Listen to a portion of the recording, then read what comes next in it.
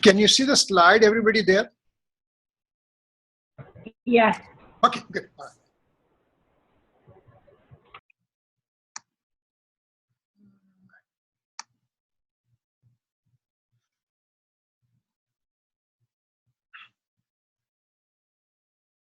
I'm going to minimize these guys. Oh, here it is.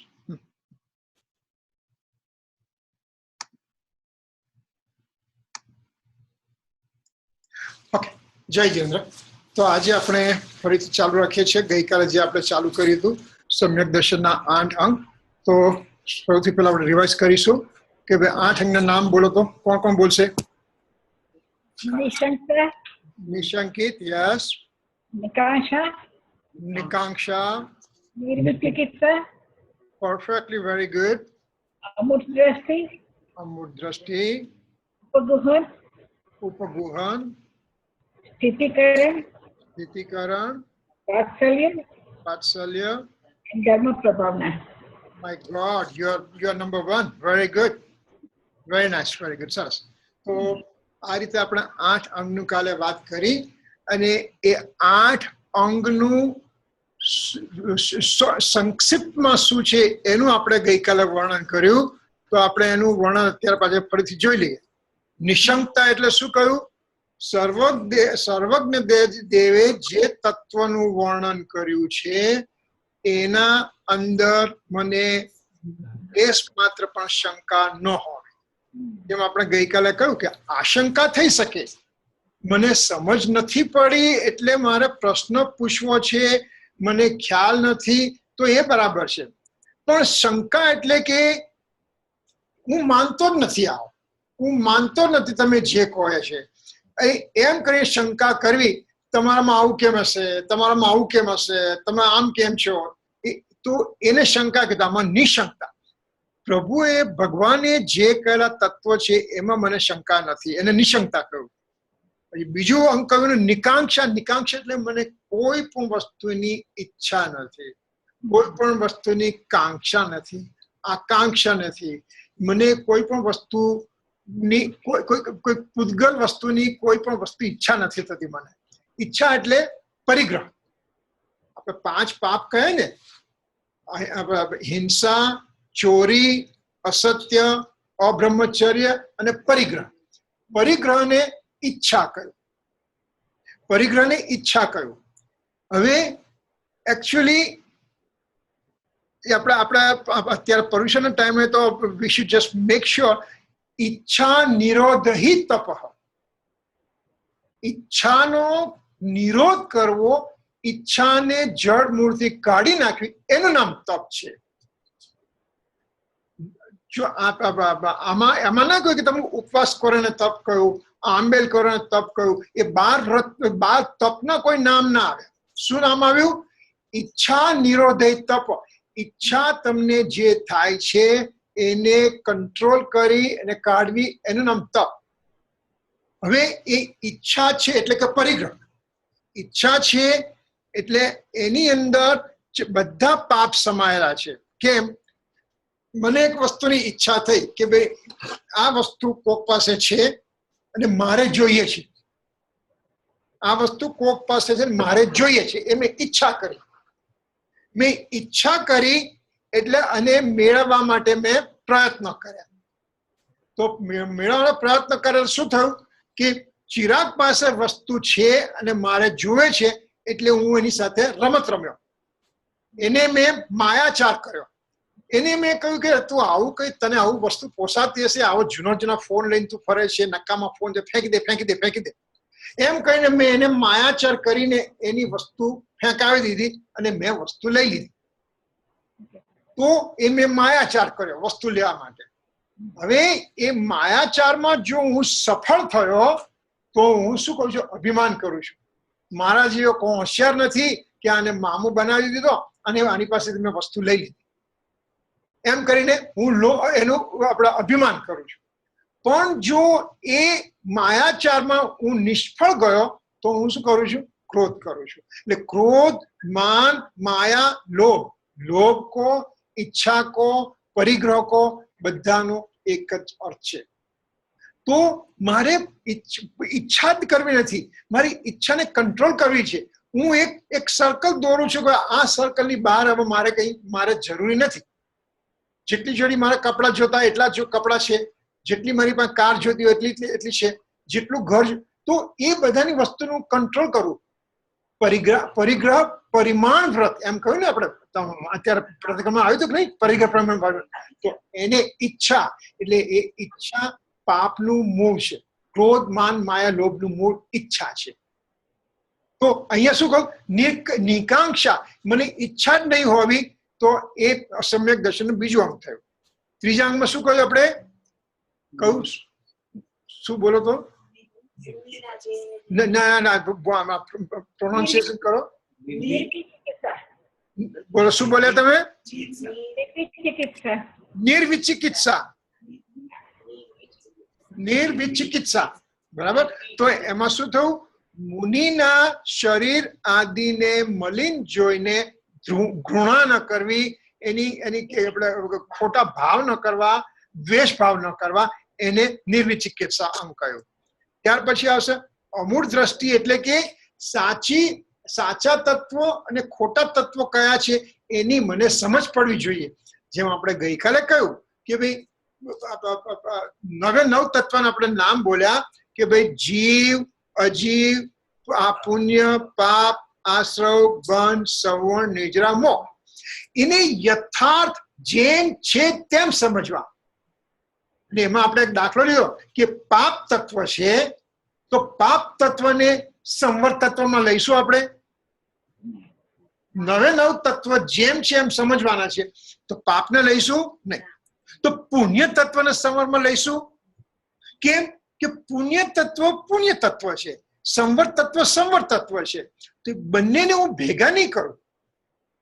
એટલે આજે ચિરાગે ઉપવાસ કર્યા એટલે વધારે સારો, મેં 3 વાર ખાધું એટલે હું નહીં સારો. તો એ પુણ્યને સંવરમાં આપણે ભેગું કરી નાખ્યું. તો એવું નથી કરવાનું. છે પુણ્ય તત્વ છે તો એની જગ્યા રાખો, સંવરને સંવરની જગ્યા રાખો.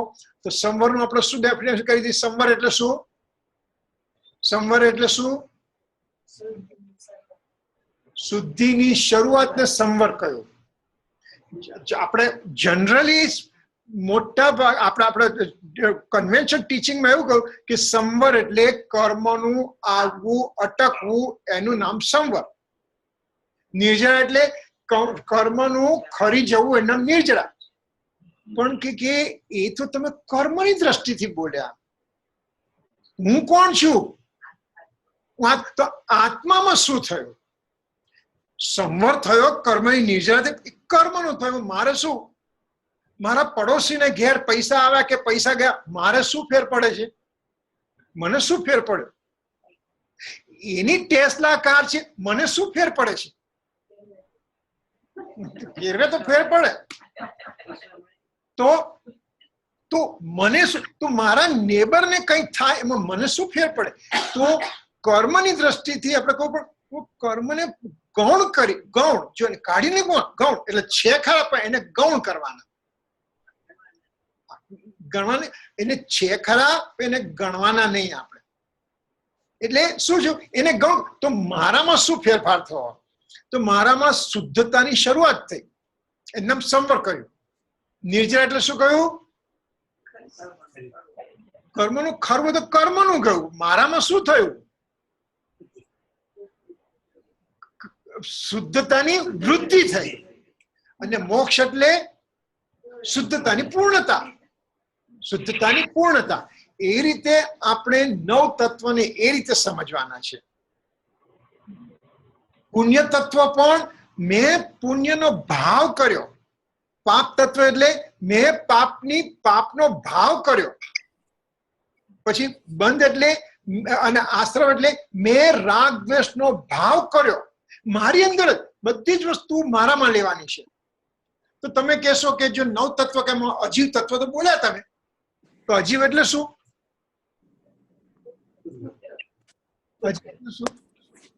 આ તો 9 તત્વ, આત્માની અંદર 9 તત્વ સમાડવાના છે.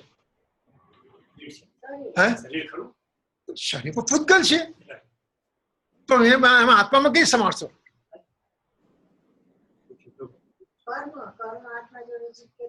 એ તો કર્મ પૂતગલ છે, પણ પૂતગલ મારા આત્માની અંદર નવે નવ તત્વો આત્માના સ્ફિયર ની અંદર જ રાખવાના છે.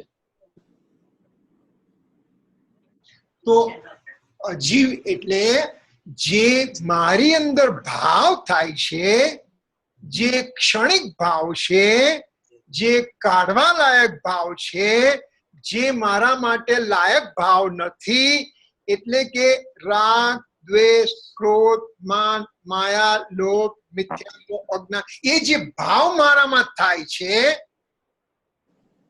એને અજીવ કયા. કેમ અજીવ કયા? કેમ કે એનામાં જીવ નથી. કેમ જીવ નથી એનામાં? થાય છે આત્મામાં. તો દાખલા તરીકે મને હાથે ગુમડું થયું, મને હાથે કોને ગુમડું થયું? મને થયું, બરાબર. પણ રાખવું છે કે કાઢી મૂકવું છે? કાઢી મૂકવાનું છે, રાઈટ? કાઢી મૂકવાનું છે, કાઢવાનું છે, એટલે મારું નથી. જેવું ગુમડું થયું, ડોક્ટર પાસે ગયા, મને એન્ટીબાયોટિક આપો અને તમે ચીરો મૂકો અને આને કાઢો. ભાઈ, પણ તારા શરીરમાં છે ને, તારું પોતાના શરીરમાં. હા, પણ મારા શરીરમાં મારો વિકાર છે શરીરનો, મારા આખવા જેવી વસ્તુ નથી, કાઢો એને. એટલે અજીવને પણ રાગ દ્વેષ કરીને પોતાની અંદર થતા હોય એટલે એને બહાર કાઢો એમ કહું. એ રાગ દ્વેષ નો અજીવ એટલે કયા કે એનામાં જ્ઞાન કરવાની તાકાત નથી. એનામાં જ્ઞાન કરવાની તાકાત નથી. જ્ઞાન તો આત્માની અંદર છે. રાગ દ્વેષ જ્ઞાન નથી કરતા, એટલે એને આપણે અજીવ તત્વમાં મૂક્યા. એટલે અજીવ એટલે રાગ દ્વેષ, પુણ્ય પાપ આશ્રવ, બંધ. આશ્રવ નો બંધમાં શું ફેર પડશે? કર્મનું મારા ભાવનું થવું અને એવા ભાવનું ઇન્ટેન્સિટીથી થવું. આજે મેં એક ક્રોધનો ભાવ કર્યો અને અતિ ક્રોધ કર્યો, અથવા આવતીકાલે ક્રોધ કર્યો, મંદ ક્રોધ કર્યો, તો ક્રોધ થવો અને કેટલી ઇન્ટેન્સિટીનો થવો, એને આશ્રવને બંધ કર્યા. સંવરમાં તો આપણે કહ્યું કે આત્માની શુદ્ધતાની શરૂઆત, શુદ્ધતાની વૃદ્ધિ અને શુદ્ધતાની પૂર્ણતા, એમ કરી નવે નવ તત્વ મારામાં લેવાના છે. ઉતાર્થથી જાણેલ જીવ અજીવ વળી પુણ્ય પાપ ને આ સર્વ સંવર નિર્જરા બંધ મોક્ષ તે સમ્યત્વ છે. એ નવે નવ તત્વનું એકતા એ સમ્યક દર્શન છે. આગળ આવશે, લઈશું આપણે. તો અમુક દ્રષ્ટિમાં સાચા અને ખોટા તત્વોની સાચી સમજ હોવી જોઈએ. ત્યાર પછી આવશે ઉપગુહન. ઉપગુહનમાં શું કહ્યું આપણે? પોતાના ગુણોને અને પરના અવગુણોને ઢાંકવા. પોતાના ગુણોને અને બીજાના અવગુણોને ઢાંકવા, એનું નામ ઉપગુહન અંગ કહ્યું. મારી અંદર ગુણો છે કઈ નહીં, એની ઇમ્પોર્ટન્સ નથી આપવાનું, અને પેલામાં અવગુણથી ભરેલો છે. આપણે અહીંયાથી મંદિરથી જઈએ, રવિવારે જઈએ તો 19th એવન્યુ ને પેલા ફ્રીવે પર પેલો ભીખ માંગતો માણસ ઉપર, તો આપણને એમ થાય કે કેવો અવગુણ છે, આમ છે તેમ છે. પણ એને ભૂખનું દર્દ છે, તો ભૂખના દર્દને લીધે 105 ડિગ્રીમાં પણ એ ઊભો છે. અને આપણે કારમાં હજી તો બેઠા ને એસી ના ચાલુ કરે એમાં ધમાધમ થઈ જાય. તો એમાં એનો ગુણ છે કે નહીં કે સહન કરવાનો, સહનશીલતાનો. એવી રીતે આપણે જોવાનું કે કોઈનામાં જે અવગુણ ઢાંકવાના અને એના ગુણોની વૃદ્ધિ કરવી. મારામાં જે ગુણો છે એને ઢાંકવાના, અને મારામાં જે અવગુણ છે એને કેમ બહાર નીકળે એ માટે મારે પ્રયત્ન કરવાના. એનું નામ ઉપગુહન અંગ. પછી આવશે સ્થિતિકરણ. સ્થિતિકરણમાં શું કહ્યું? કામ વિકાર આદિના કારણે ધર્મથી જે વિપરીત થાય છે એને એટલે પોતાને અથવા બીજાને ધર્મમાં વળી પાછા ફરીથી લાવવા. કોઈને ધર્મની અંદર ધૃણા થઈ જાય કેમ કે એનું ધાર્યું ન થાય એટલે બસ કે હું કશું માનતો જ નથી. તો કે નહીં, એવું નહીં. તારા કર્મના ઉદયથી તને વાંકું ચૂકું થાય છે. ભગવાનનો કોઈ વાંક નથી. ભગવાન શું કામ તને ખોટું કામ, ભગવાન તને શું કામ ખોટું આપે? ભગવાનને કઈ મન થાય તને હેરાન કરવાનું? તે પૂર્વમાં કરેલા પાપ છે એનો ઉદય અત્યારે આવે છે, એનાથી તને પ્રતિકૂળ સંજોગો મળે છે અને તું એમાં હાઈવોય કરે છે કે નહીં કરો. તો એને સ્થિતિકરણ કરવું, એને સીધા રસ્તે લાવવા માટે. વાત્સલ્યમાં શું કહ્યું આપણે? પોતાના સાધર્મી જૈન ઉપર વાછરડા પર પ્રેમ કરતી ગાયની તરફ નિરપેક્ષ પ્રેમ રાખવો. પોતાના સાધર્મી ઉપર એટલે આપણે શું કહ્યું? સ્વામી વાત્સલ્ય. આપણે એમ ના કહ્યું જમણવાર છે. શું કહ્યું છે? આપણે પરિશ્રમ પૂરા થાય સ્વામી વાત્સલ્ય. આપણે વાત્સલ્ય અંગ દેખાડીએ છીએ એમાં કે ભાઈ આપણે બધાને સુખેથી આપણા પરિશ્રમ પર્વ પૂરા થાય તો એની આપણે ઉજવણી કરીએ એટલે એને વાત્સલ્ય અંગ. છેલ્લે કહું ધર્મ પ્રભાવના એટલે કે અજ્ઞાન અંધકારને દૂર કરીને વિદ્યા, બળ અને બુદ્ધિ દ્વારા શાસ્ત્રમાં કયા પ્રમાણે યોગ્ય રીતે પોતાના સામર્થ્ય અનુસાર જૈન ધર્મની પ્રભાવના કરવી. એના વાત્સલ્ય ધર્મ પ્રભાવ. એમ કરીને આપણે 8 અંગ જોયા હતા ગઈકાલે. હવે એનું થોડુંક આપણે ડિટેલમાં જઈએ છીએ. શું કહું? 8 અંગને 4 માં વહેંચી દીધા. નિશંકતા, નિકાંક્ષા, નિર્વિચિકિત્સા અને અમૂળ દસ્ત્રી એ છે નિષેધરૂપ છે. નિષેધરૂપ છે એટલે એને નેગેટિવ રૂપ છે. શંકા ન કરવી તે, પછી ઈચ્છા ન કરવી તે, તૃણા ન કરવી તે, સાચા ખોટાની દ્રષ્ટિ દૂર કરવી તે. એમ કરીને નેગેટિવ સેન્સ ની અંદર પહેલા 4 આવ્યા એટલે નેગેટિવ સેન્સ લીધા અને બાકીના 4 ને ઉપગુહન છે, સ્થિતિકરણ છે, વાત્સલ્ય છે, પ્રભાવના છે, એને વિધેય રૂપ કયા એટલે સાધ્ય રૂપ કયા. એટલે એક વસ્તુ કાઢવા લાયક કરી, બીજી વસ્તુ રાખવા લાયક કરી, પણ 8 વસ્તુ મારામાં થવાની છે. હવે એક એમાં પોઈન્ટ આવે છે કે એ આ 8 અંગ આપણે કહીએ છીએ, આ 8 અંગ ફરીથી છે શું? સમજાયું તમને માસી? તમે બરાબર? હા, ઓકે. તો આ 8 અંગ છે શું? એકચ્યુઅલી એ તમારા વિકલ્પમાં થતી પ્રવૃત્તિ છે. વિકલ્પ એટલે વિચાર થવો. વિચારની અંદર આ થઈ શકે છે. ગઈકાલે આપણે શું કહ્યું? સમ્યક દર્શન શું કહ્યું? નિર્વિકલ્પ દશાને સમ્યક દર્શન કહ્યું. નિર્વિકલ્પ દશાને સમ્યક દર્શન કહ્યું. અને આમાં તો વિકલ્પ અવસ્થા કહી તમે. વિકલ્પ એટલે વિચારવું અને નિર્વિકલ્પ એટલે વિચાર વિહીનની દશા, અનુભૂતિની દશા. મને અનુભૂતિ થવી. અત્યારે હું જ્ઞાયક છું, હું જ્ઞાયક છું, હું શુદ્ધાત્મા છું, હું પરિપૂર્ણ આત્મા છું, હું સંપૂર્ણ આત્મા છું, હું આનંદમય આત્મા છું, હું જ્ઞાયક છું. એમ જે વિચારવું અને એનાથી બિયોન્ડ જઈને, એનાથી આગળ જઈને એમાં ડૂબકી મારવી, એમાં અંદર જઈને આત્માની શીતળતાનો અનુભવ કરવો. જો મારે ખાવું છે, મારે ખાવું છે, મારે ખાવું છે એમ હું બોલીશ તો પેટ નહીં ભરાય. પણ હું રસોડામાં જઈશ અને ફ્રીજમાંથી વસ્તુ કાઢીને જયારે ખાઈશ ત્યારે મને અનુભૂતિ થશે. બોલવાથી નહીં થાય મને. એવી રીતે વિચારની અંદર જે છે એને વિકલ્પ કહો, વિચાર કહો, કે એને વિકાર પણ કહી શકો. તો એની અનુભૂતિ એમાં નથી. જ્યાં વિચાર છે ત્યાં અનુભૂતિ નથી, જ્યાં અનુભૂતિ છે ત્યાં વિચાર નથી. ખ્યાલ આવ્યો?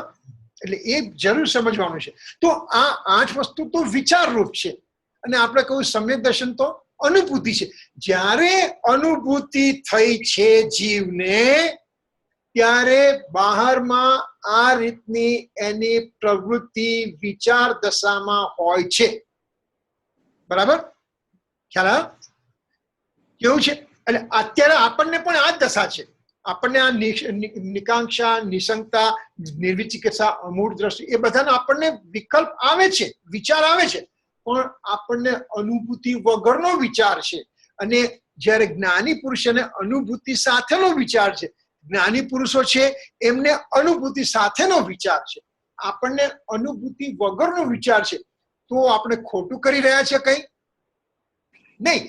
અનુભૂતિમાં જવા માટેનો મારો અભ્યાસ થઈ રહ્યો છે, અને આ રસ્તે ચાલતા હું આગળ વધતા અનુભૂતિ સુધી પહોંચીશ, ત્યારે પણ આ વસ્તુ મારી સાથે રહેવાની જ છે. ખ્યાલ આવ્યો? એ રીતે આપણે લીધું. હવે એટલું કહ્યા પછી હવે આપણે નિશંકિત અંગની આપણે વિચાર કરીએ છીએ. એક એક અંગને હવે આપણે વિચારતા જઈશું કે કઈ રીતે થાય છે. તો નિશંકતા જે અંગ છે એની આપણે વાત કરીએ છીએ. તો આમાં નિશંકતાની મને આપણે શંકા નથી, અને આકાંક્ષામાં પણ એ જ પિક્ચર આવશે. મને ઈચ્છા નથી ને એ પણ ઈચ્છા. તો હવે આમાં પહેલી વસ્તુ તો એક ગાથા આવે છે, એને આપણે વાંચીએ છીએ ગાથાને. એક સમયસારની અંદર 228મી ગાથા છે, આપણે પ્રતિક્રમણ કરીએ છીએ. એમાં આવે છે, જયંતિભાઈ યાદ હોય તો આજે આપણે કરી, બરાબર છે. सम्मादिठि जीवा निशंका होती निभयातेन सत्य भय विपमुक्का जम्हा तम्हा दुनिशंका सम्यक्त्ववंत जीवो निशंकित तेथि छे निर्भय अने छे सप्त भय परिमुक्त जेथि તેથી તે નિશંક છે. એક હવે આની અંદર સુંદર રીતે આપણને વર્ણન કરવામાં આવ્યું છે કે સમ્યક્ત્વંત જીવો, જેને આત્માની અનુભૂતિ થઈ છે. જો આપણે હે મને તો એમ જ મારામાં કઈ છે જ નહીં, અજ્ઞાન છે, હું મારું મારું મારું મારું. માસી, તમને એટલું તો ખબર પડી કે મારામાં અજ્ઞાન છે. એવા પણ જીવો છે જેને અજ્ઞાન છે, એને ખબર જ નથી કે મને અજ્ઞાન છે મારામાં. એટલે કે એ તો હજી, દાખલા તરીકે આજે એક માણસને કહ્યું કે કોર્ટમાં કહું તારે હા કે નામાં બોલવાનું, કે ના હું જવાબ નહીં આપું. કે કેમ? તો કે તમે મને આમ કહો કે તું મૂર્ખ હતો, તને ખબર હતી? તો શું કહેવાનું મારે? હા કે ના પડવાની? હું મૂર્ખ હતો એની મને ખબર નહોતી એટલે ના, એટલે તો વધારે મૂર્ખ હતો. અને હું મૂર્ખ હતો એની ખબર હતી એટલે હા પાડી એટલે મૂર્ખ.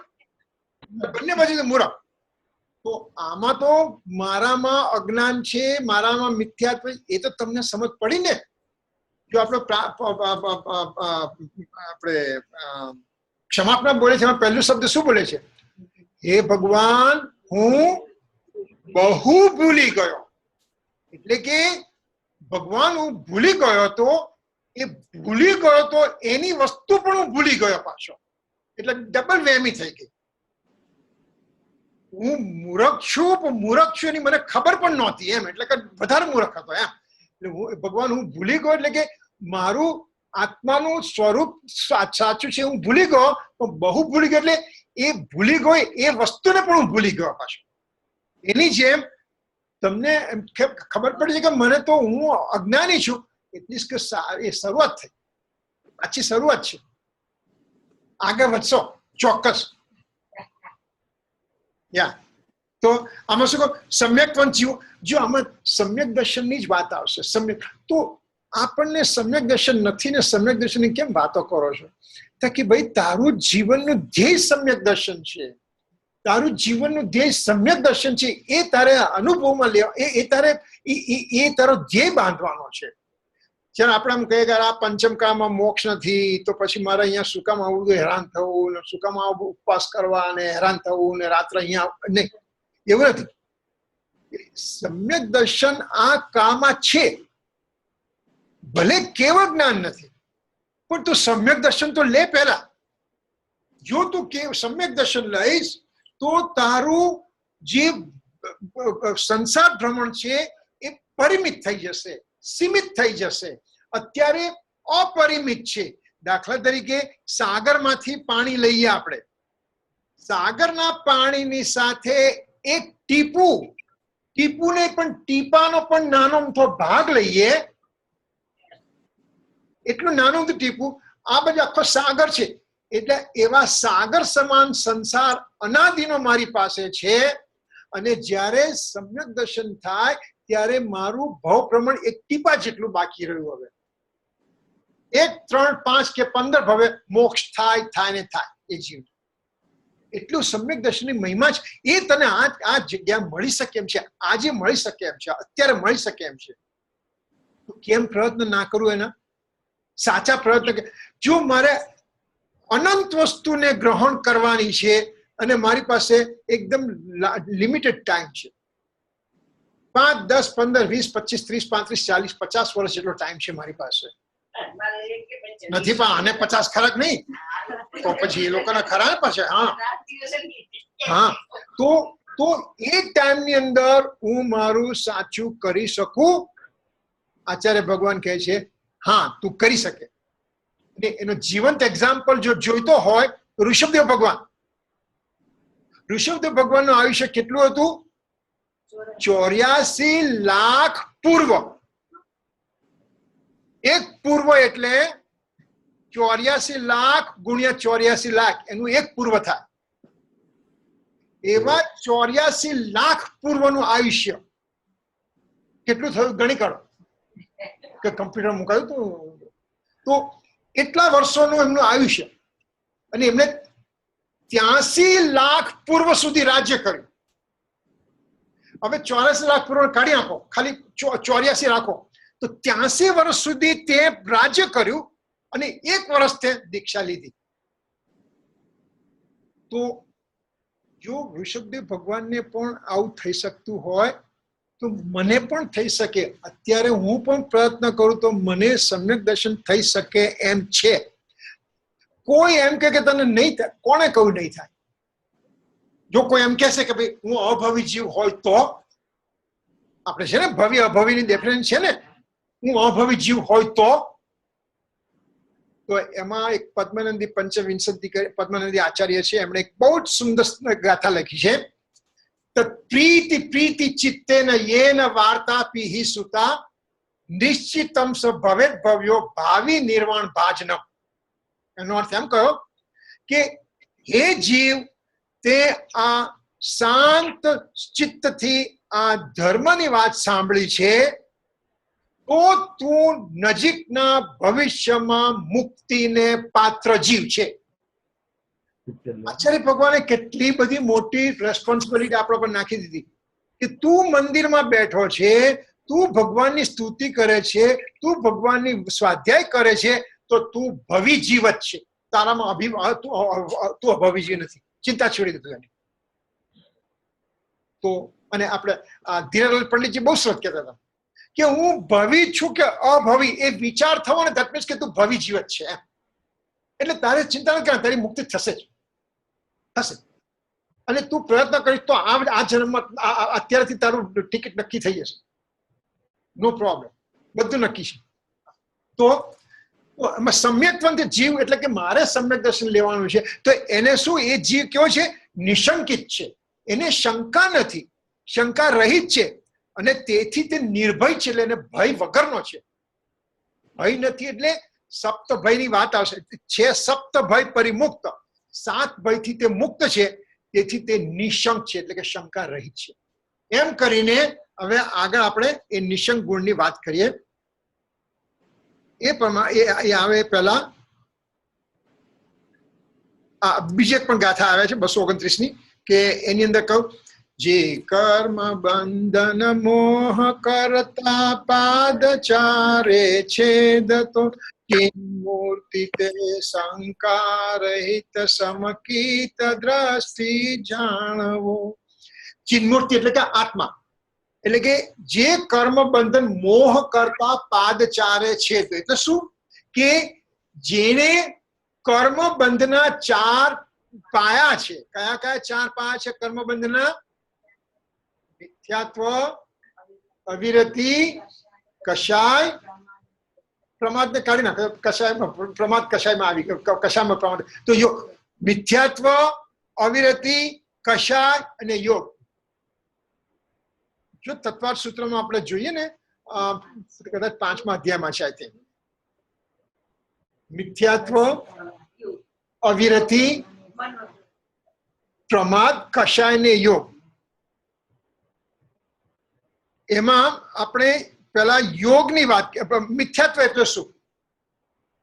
મિથ્યાત્વ એટલે શું? ખોટી માન્યતા. ખોટી માન્યતા. કઈ ખોટી માન્યતા મારી છે? શરીરને આત્મા સમજવો. શરીરને આત્માને એક સમજવો. આ શરીર અને હું આત્મા બંનેને એક સમજવા. બંનેને એક સમજવા એનું નામ મિથ્યાત્વ. બરાબર. પછી અવિરતિ એટલે શું? જેને વ્રત નથી. કયા વ્રત નથી? શ્રાવકના 12 વ્રતનું સ્વરૂપ વાંચ્યું ને આપણે. જે તું બોલ્યું છે ને 12 વ્રતનું સ્વરૂપ. તો એ જે 12 વ્રત જેને લીધા નથી એને અવિરત કહ્યું. વિરત એટલે વ્રત, અવિરત એટલે વ્રત નથી લીધા એ. મિથ્યાત્વ, અવિરતિ. કષાય. કષાય એટલે શું? કષાય કેટલી જાતના છે? 16 જાતના છે. 16 જાતમાની અંદર અનંત અનુબંધી ક્રોધમાન માયાલોભ, અપ્રત્યાખ્યાની ક્રોધમાન માયાલોભ, પ્રત્યાખ્યાની ક્રોધમાન માયાલોભ, સંજ્વલન ક્રોધમાન માયાલોભ. એમ કરીને 16 જાતના કષાય છે. આપણે કોઈક બીજા તો એમાં ડિટેલમાં લઈશું. અમે એક સ્લાઇડ આવે છે પણ અત્યારે એમાં આપણે બહુ પડવાનું, કેમ કે આખો નવો સબ્જેક્ટ છે. એટલે એવી રીતના કષાય છે.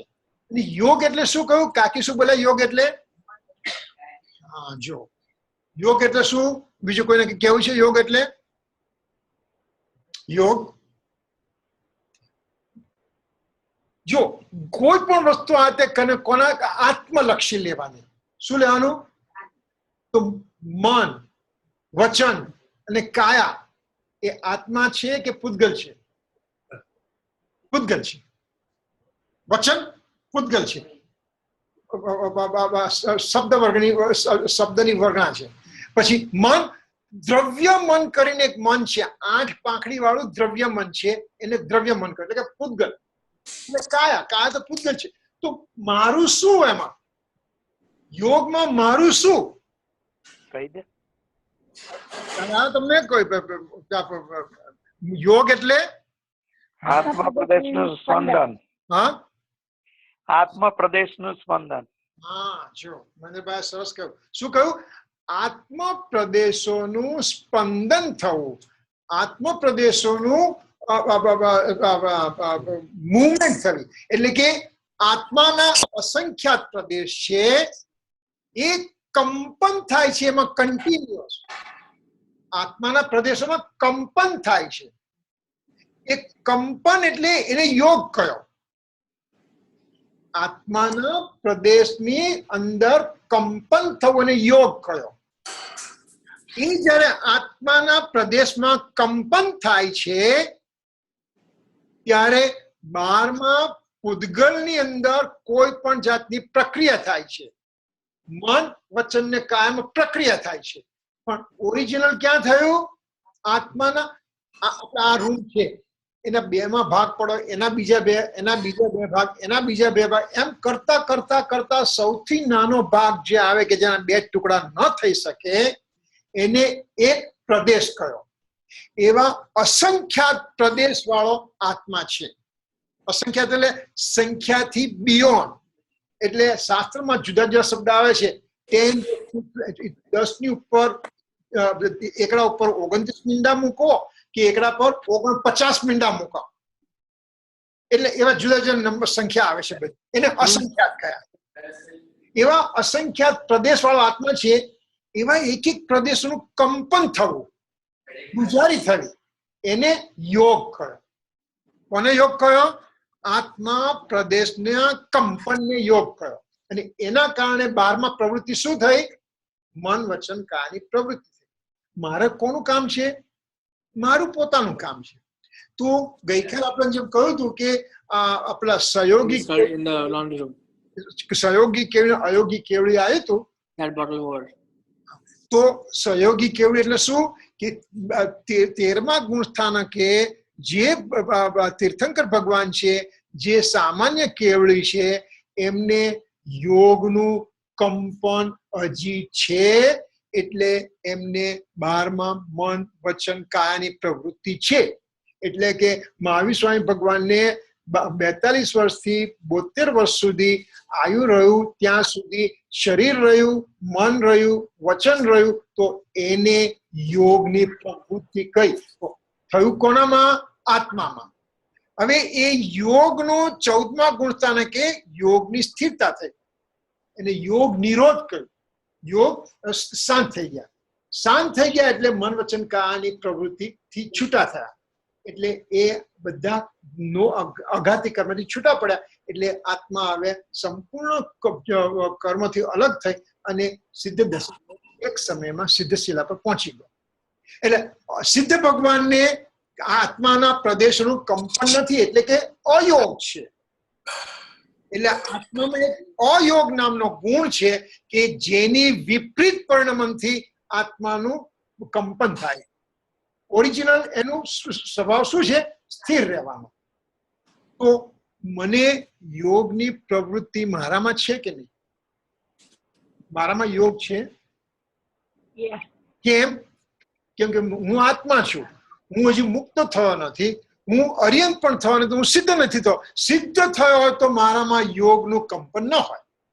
અર્યંત સુધીના બધા જીવોને યોગનું કંપન હોય તો હું અર્યંતથી નીચે અર્યંતના ગ્રુપમાં આવું કે સિદ્ધમાં ગ્રુપમાં આવું? એટલે કે જે શરીર વાળા કે શરીર વગરના, અશરીરી કે શરીર વાળા, તો હું શરીર વાળો છું એટલે મને યોગ છે. એટલે તત્વાર્થ સૂત્રમાં એક સેન્ટેન્સ છે, યોગ આશ્રવ. યોગથી આશ્રવ થાય. યોગના કંપન થયું એટલે કર્મોનું આવું થયું. હવે યોગ ક્યારે ક્યારે હોય? જો મિથ્યાત્વ હોય તો અવિરતિ હોય, તો પ્રમાદ હોય, તો કષાય હોય, તો યોગ હોય. મિથ્યાત્વ હોય તો બધા 5 હોય. મિથ્યાત્વ ગયું, અવિરતિ છે, પ્રમાદ છે, કષાય છે, તો પણ યોગ છે. એટલે કંપન છે, એટલે કર્મ બંધન છે. અવિરતિ ગયું, પ્રમાદ છે, કષાય છે, તો પણ યોગ છે, તો એ જીવને પણ કર્મ બંધન થાય. પ્રમાદ નીકળી ગયો, કષાય છે, તો 10મા ગુણ સ્થાનકે સૂક્ષ્મ સંપ્રાય કરીને એક એનું સૂક્ષ્મ સંપ્રાય ગુણ સ્થાનક કહ્યું. એટલે હજી ત્યાં કષાયની પ્રવૃત્તિ ચાલુ છે, તો ત્યાં પણ કર્મ બંધન છે. અને એક કષાય પણ નીકળી ગયા તો એકલું યોગ રહ્યો, તો અર્યંત ભગવાનને પણ યોગનો આશ્રવ છે. એટલે એક સમયે કર્મ આવે અને તરત પછી બીજા સમયે નીકળી જાય, પણ આવે ખરા. એટલે તો યોગની કરી તો પ્રવૃત્તિ થઈ. મિથ્યાત્વ, અવિરતિ, પ્રમાદ, કષાય ને યોગ. યોગ મિથ્યાત્વ છે તો યોગ છે, અવિરતિ છે તો યોગ છે, પ્રમાદ છે તો યોગ છે, કષાય છે તો યોગ છે, અને એકલું યોગ છે તો પણ યોગ છે. યોગ જયારે મિથ્યાત્વ છે તો બધા છે. તો આમાં શું કહ્યું? કર્મ બંધન મોહ કરતા, એટલે કે મોહનીય, એટલે કે મિથ્યાત્વ, અવિરતિ, પ્રમાદ, કષાય અને યોગ, એ બધા મારી સાથે છે. એને છેદતા, એને હું કાઢી નાખું તો ચિન્મૂર્તિ એટલે કે જીવ શંકા રહિત થાય છે. તો શંકા રહિત સમ્યક દ્રષ્ટિ જીવ કહેવાય છે. જ્યારે મિથ્યાત્વ જાય છે ત્યારે એમાં અવિરતિ એટલું પણ પ્રમાદમાં પ્રપોર્શનેટલી ગયું, કષાય પણ પ્રપોર્શનેટલી ગયો, યોગ પણ પ્રપોર્શનેટલી શાંત થયો. એટલે એ બધાની શાંતિ થતા એને સમ્યક દ્રષ્ટિ જીવ કહો, કે જેની અંદર શંકા નથી. એમ કહીને શંકાની આ માટે આપણે ગાથા કરી. હવે આપણે આગળ જોઈએ છે. હવે એ શંકા જે છે, નિશંકતા જે મારામાં નિશંકતાનો ગુણ પ્રગટ્યો છે, એમાં શું શું કઈ રીતે આપણે જોવાનું? 2 રીતે જે આપણે ગઈકાલ કહ્યું કે 2 રીતે જોવું પડશે. નિશ્ચય નહીંથી જોવું પડશે, વ્યવહાર નહીંથી જોવું પડશે. નિશ્ચય નહીં એટલે શું? જે વસ્તુ જેમ છે તેમ સમજવી, એનું નામ નિશ્ચય નહીં. આત્મા છે તો આત્મા જ છે, શરીર છે તો શરીર છે. આત્મા અને શરીરનો સંયોગ સંબંધ છે. સંયોગ સંબંધ છે. સંયોગ હોય એનો શું થાય? વિયોગ થાય. જન્મ થાય એનું શું થાય? તો મારું મરણ હવે નજદીક આવે છે, તો હવે નવેમ્બરમાં મારે મારી બર્થડે ઉજવવાની કે નહીં ઉજવવાની? પણ હે જીવન ખરી, પણ મૃત્યુથી તો નજીક ગયા કે નહીં? એટલા નહીં ઉજવવાનું. એવું છે નહીં તો તમે આઈસ્ક્રીમ કઈ ચાલશે તમારો? અમને આઈસ્ક્રીમ મફત નહીં મળે એટલો. ઓકે, એટલે શું છે કે તો જન્મ છે એનું મૃત્યુ છે જ. તો મને મૃત્યુની બીક કેમ લાગે છે? તો મને મૃત્યુની બીક મારે છે. મૃત્યુ જો દેવનું તમે આયુષ્ય જુઓ ને તો 33 સાગરોપમનો, નરકનું આયુષ્ય જો 33 સાગરોપમનો, એટલો અનંત અનંત અનંત અનંત અનંત વર્ષો થઈ ગયા. એની અંદર મારું 50, 60, 70, 80, 90 વર્ષનું આયુષ્યનું કેટલી વેલ્યુ? કઈ વેલ્યુ? તો એની હું કેમ ચિંતા કરું? અને એ જો સંયોગનો વિયોગ થયો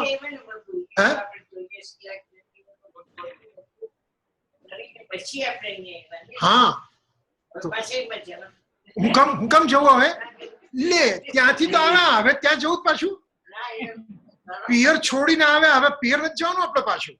આજ કરશે આપણું, એ નહીં જાણ ત્યાં. હા, તો નિશ્ચય એટલે શું? જે વસ્તુ એટલે જે એટલે કોણ? આત્મા. આત્માને આત્મા તરીકે જ ઓળખવો એનું નામ નિશ્ચય. વ્યવહાર એટલે શું? આ આત્મા છે, આ પૂતગલ છે, શરીર છે, એ બંનેને એક રૂપે માનવું, એક રૂપે માનવું. હું કાકી છું એમ માનવું તો શું થયું? બંનેને એક જીવ અને પૂતગલને એક કર્યા, તો એને વ્યવહાર નહીં કરો. ઘીની તપેલી, તપેલી તો પિત્તળની છે, એમાં ઘી સ્ટીલની છે. સ્ટીલની નાના પેલા પ્લાસ્ટિકના ડબ્બાના ખાખરા,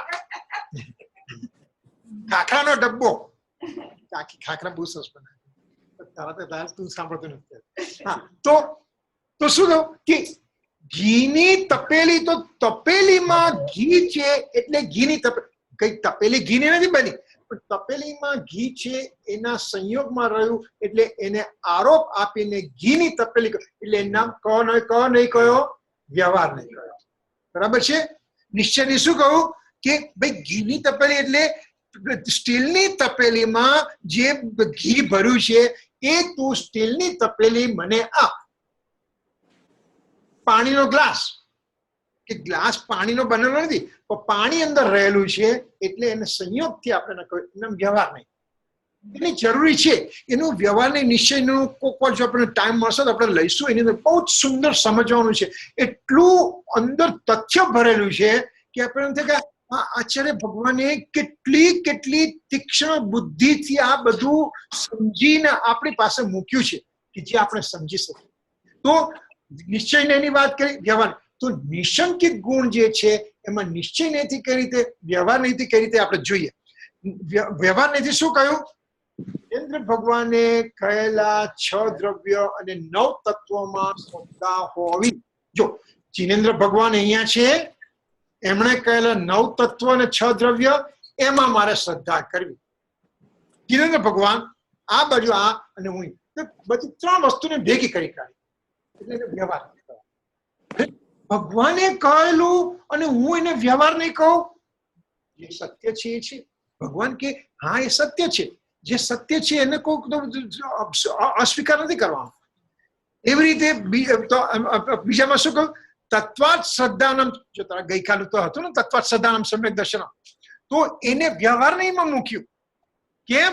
કે 6 દ્રવ્ય અને 7 તત્વ કે 9 પદાર્થમાં શંકા નહીં હોવી. તે 6 દ્રવ્ય કે 7 તત્વ 9 પદાર્થ, એમાં મને શંકા નહીં હોવી, મને શંકા નહીં હોવી. એટલે આ 6 દ્રવ્ય ને 9 તત્વ આ બાજુ અને હું અહીંયા આ બાજુ, બંનેમાં શંકા ન કરવી, બંનેને ભેગા કર્યા એટલે એને વ્યવહાર કરવા. પછી 7 ભયથી મુક્તિ.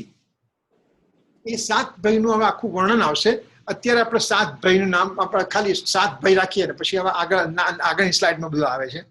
પછી નિશંકતા શુભ ભાવનો વિકલ્પ છે, ચારિત્રની પર્યાય છે.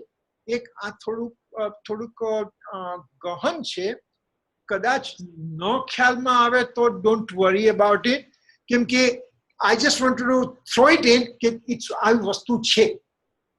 એને અત્યારે આપણે ગૌણ કરી કાઢીએ, કેમ કે એમાં અત્યારે સમય આપણે બગડા કે એના માટે ઘણી બધું વાંચન કરવું પડશે, આપણે ગૌણ કરી શકીએ. હવે નિશ્ચય નથી શું થાય છે નિશંકિત ગુણમાં? તો કે સમ્યક દ્રષ્ટિ જીવ કર્મના ઉદયની કોઈ ઈચ્છા નથી. મને મારું સારા કર્મનો ઉદય થઈ જાય તો મજા પડી જાય એવું સમ્યક દ્રષ્ટિ. કર્મ છે અહીંયા, હું અહીંયા છું, મને આની ઈચ્છા જ નથી, એટલે હું એની તરફ એને દ્રષ્ટિ જ નથી આપતો. હું મારામાં સ્થિર છું, એટલે મને આ વસ્તુની કોઈ પડી નથી. એટલે હું ક્યાં છું? મારામાં છું, મારામાં છું, મારા ભાવમાં છું, મારા સ્વભાવ ભાવમાં છું, મારા અંતરના ભાવમાં છું. એટલે એને નિશંકતાનું નિશ્ચયથી વાત કરું, પોતાની અંદર લીન થઈ જવું. અને આજે જયારે આપણે કામ કરતા હોઈએ છીએ અને ડેડલાઈન આવતી હોય, એપ્રિલની 15મી આવતી હોય, અને જયારે પેપર વર્ક કરવાના હોય, મારે કરવાના હજી નથી કર્યા, ઓકે, તો તે દિવસે રાત્રે ગમે એટલું તમે આ પેપર લાવો, પેલું પેપર લાવો, આ કરો, તે કરો, ધમાધમ કરો છો, તે ખાવાનું પેલા યાદ આવે છે. ચાલો, ઇન્ડિયામાં બેઠા છો અને દુકાન પર બેઠા છો, અને તમારે દરરોજ 11 વાગે ઘરમાં આવો અને થાળી પડે અને એમાં ગરમ ગરમ ઘી વાળી રોટલી આવે, એવી રીતે તમારે ખાવાનું છે. અને દરરોજ 11નો ટકોરો અને તમે થાળી પર બેસો છો ભોજન માટે. હવે રેડ પડી છે ઇન્કમટેક્સ, તો આપણે પેલાને કહીશું, ભાઈ 11 વાગે છે, મારે તો રોટલી ખાવા જવાનું છે, તું હવે તારું જે કરું. નહીં, ખાવા પીવાનું ભાન ભૂલી જઈએ છીએ આપણે. કેમ? અરે રેડ પડી છે અત્યારે. એવી રીતે જયારે હું આત્માની અંદર રેડ પડે છે ને, ત્યારે આ બીજી બધી વસ્તુ ભૂલી જવાય છે. એની મને ખ્યાલ નથી, મારે બધું ગૌણ થઈ જાય છે, નકામું થઈ જાય મારા માટે. એટલે સમ્યક દ્રષ્ટિ જીવ કર્મના ઉદયને કોઈ ઈચ્છા એને છે નહીં, એ ફક્ત એના ઉદયને જાણનારો છે. હું જાણનારો છું, હું જ્ઞાયક છું, મારામાં જ્ઞાન કરવાની તાકાત છે, મારું કાર્ય જાણવાનું છે, મારું કાર્ય કરવાનું નથી. પરમાં હું કંઈ કરું, એક શબ્દ આવે છે શાસ્ત્રમાં, કરવું એટલે મરવું. મેં કોઈનું કર્યું એટલે મેં કોઈની અંદર દખલ કરી અથવા કોઈનું કરવાનો પ્રયત્ન કરું, એટલે શું? હું મારા ભાવમાંથી ચ્યુત થયો, નીકળી ગયો. મારા ભાવમાંથી નીકળી જવો એનું નામ હિંસા થયું. જો આપણે હિંસાના સ્વરૂપમાં શું આવ્યું હતું બોલો તો, if you can think about it. આખું વર્ડ નહીં, દરરોજ બોલીએ છીએ, આમાં શું આવે છે? રાગાદી ભાવોની ઉત્પત્તિ થવી તે હિંસા છે. રાગાદી ભાવોની ઉત્પત્તિ ન થવી તે અહિંસા છે. આ અહિંસાનું સાચું સ્વરૂપ. મારી અંદર રાગાદીની ઉત્પત્તિ નહીં થવી એનું નામ અહિંસા. ક્ષણ ક્ષણ ભયંકર ભાવ મરણે કા અહોરાચી રહો. શું કહ્યું? ભયંકર ભાવ મરણ એટલે એક એક સમયે જે હું રાગ દ્વેષ ક્રોધ માન માયાલોભ કરું છું, એ મારા આત્માનો સ્વરૂપનો હું ઘાત કરું છું, મારા આત્માનો સ્વરૂપનો હિંસા કરું છું. તો અહિંસાનું સાચું સ્વરૂપ એટલે મારા ભાવમાં સ્થિર થવું એ અહિંસા. મારા ભાવમાંથી બહાર નીકળવું, રાગ થવો, દ્વેષ થવો, ક્રોધ માન માયાલોભ, એનું નામ હિંસા. મેં મારી હિંસા કરી. ચાલો, અત્યારે કીડી જાય છે અહીંયા, ચાલો એને હું પેપર ઉપર લઈ અને કીડીને બહાર મૂકું છું, કેમ કે બધા ઘણા લોકો આવજાવ કરવાના છે. તો મેં અહિંસા પાલન કર્યું કે નહીં? તો આચાર્ય ભગવાન કે નથી કર્યું. કેમ? તું તારા ભાવમાં હતો એમાંથી બહાર નીકળ. હું પરને બચાવું એવો મેં ભાવ કર્યો, એટલે હું મારામાંથી નીકળી ગયો. એટલે બીજેની તો અહિંસા થઈ કે નહીં એ તો જુદું, પણ મેં મારા ભાવની હિંસા કરી. આ અહિંસા પરમો ધર્મ, એટલે આ મારા ભાવમાં સ્થિર થવું એનું નામ અહિંસા છે. પરની ન કરવી એવું નથી કહું, પરની કરવી, પણ એમાંથી મારું અહિંસાનું વ્રત પાલન થયું. તો આચાર્ય ભગવાન કે ના, એ વ્યવહારથી થયું. વ્યવહાર શું? બે વસ્તુને ભેગી કરીને વ્યવહાર તો સાચું નથી. એટલે મારા આત્માના ભાવમાં એનું નામ અહિંસા. તો તો હવે શું કહું, શુભાશુભ કર્મના નહીં, હા, જયારે એને રાગ દ્વેષ જે કર્મનો ઉદય થાય એને ખાલી જાણે જ છે. આત્માનું કાર્ય જાણવું જાણવું જાણવું જાણવું જાણવું, કરવું કરવું કરવું કોઈ વસ્તુ જ નથી. આત્મા કોઈ કશું કોઈનું ના કરી શકે. તો ભાઈ જો ભાઈ હું કોઈ માંદો માણસ આવે હું દવા આપું તો મેં કોઈનું ભલું કર્યું કે નહીં? જો કોઈ માણસ ભૂખ્યો છે ને તમે ખાવાનું આપ્યું તમે એને સારું કામ કર્યું કે નહીં? તમે આ દેરાસરમાં આવીને પૂજા ભક્તિ સ્વાધ્યાય ને બધું કર્યું અને જે નથી કરતા એના કરતા તમે સારું કર્યું કે નહીં? તો કે તારા ભાવમાંથી તું બહાર નીકળતા શુભ ભાવ કર્યો છે. મંદિરમાં આવીને અભિષેક પૂજા સ્વાધ્યાય કરવું એ તો તારું કર્તવ્ય છે, પણ એ વ્યવહાર કર્તવ્ય છે. નિશ્ચિત તારા આત્મામાં સમાઈ જવું એનું નામ એ સાચું છે. એટલે આટલું આપણે સમજવું. આત્માનું કાર્ય જોવું. સિદ્ધ ભગવાનનું કાર્ય શું છે? આખા વિશ્વને જોવું. સિદ્ધ ભગવાન એમ કે છે આ મારી માતા હતી, આ મારા પિતા હતા, આ મારો ભાઈ હતો, એવું એ રીતે જોયે છે. જોવું જે છે એમ જોવું, બસ એનું સાચું કાર્ય. પરમાં કઈ હું દખલ કરું તો સિદ્ધ ભગવાન મને કેમ મદદ ના કરે?